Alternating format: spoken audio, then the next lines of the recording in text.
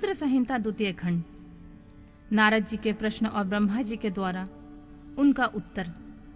सदाशिव से त्रिदेवों की उत्पत्ति तथा ब्रह्मा जी से देवता आदि की सृष्टि के पश्चात एक नारी और एक पुरुष का प्राकट्य। नारद जी बोले, महाभाग, महाप्रभु, विधाता, आपके मुखारविंद से मंगल कारिणी शंभु कथा सुनते सुनते मेरा जी नहीं भर रहा है।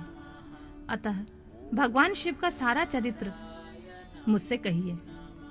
संपूर्ण विश्व की सृष्टि करने वाले महादेव, मैं सती की कीर्ति से युक्त शिव का दिव्य चरित्र सुनना चाहता हूँ।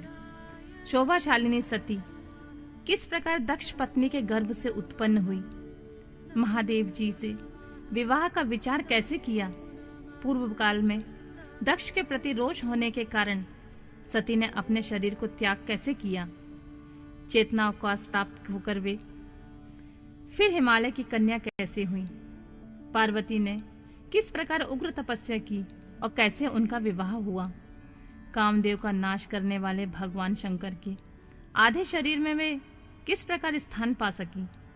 महामते, इन सब बातों को आप विस्तार पूर्वक कहिए। आपके समान कोई दूसरा संशय का निवारण करने वाला ना है ना होगा। ब्रह्मा जी ने कहा, मुने, देव सती और भगवान शिव का शुभ यश परम पावन, दिव्य तथा गोपनीय से भी अत्यंत गोपनीय है।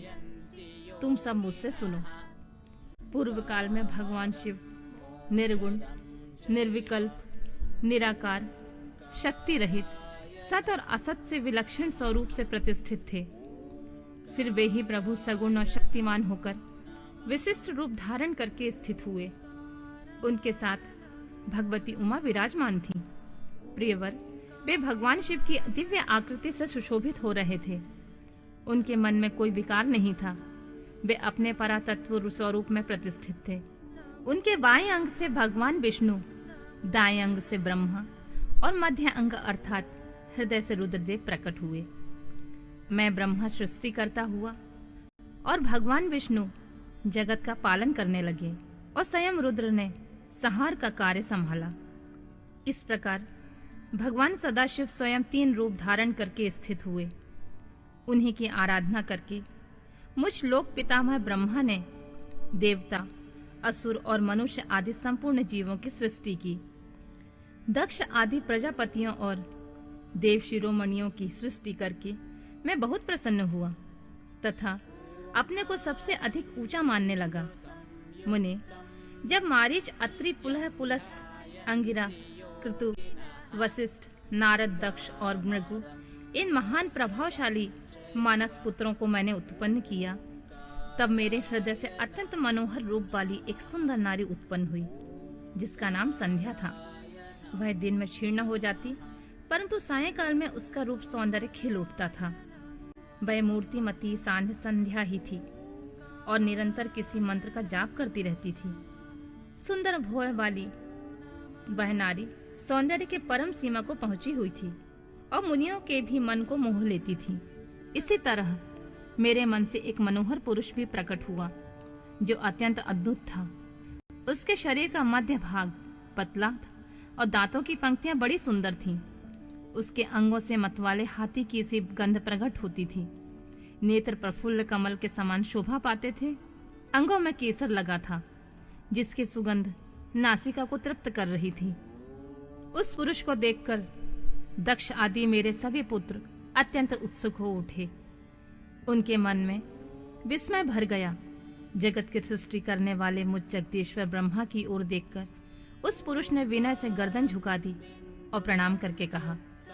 वह पुरुष बोला, ब्राह्मण, मैं कौन सा कार्य करूंगा? मेरे योग्य जो काम हो उसमें मुझे लगाइए, क्योंकि विधाता आज आप ही सबसे अधिक माननीय और योग्य पुरुष हैं। यह लोक आपसे भी शोभित हो रहा है। ब्रह्मा जी ने कहा, भद्र पुरुष, तुम अपने इस स्वरूप से तथा फूल के बने हुए 5 बाणों से स्त्रियों और पुरुषों को मोहित करते हुए सृष्टि के सनातन कार्य को चलाओ।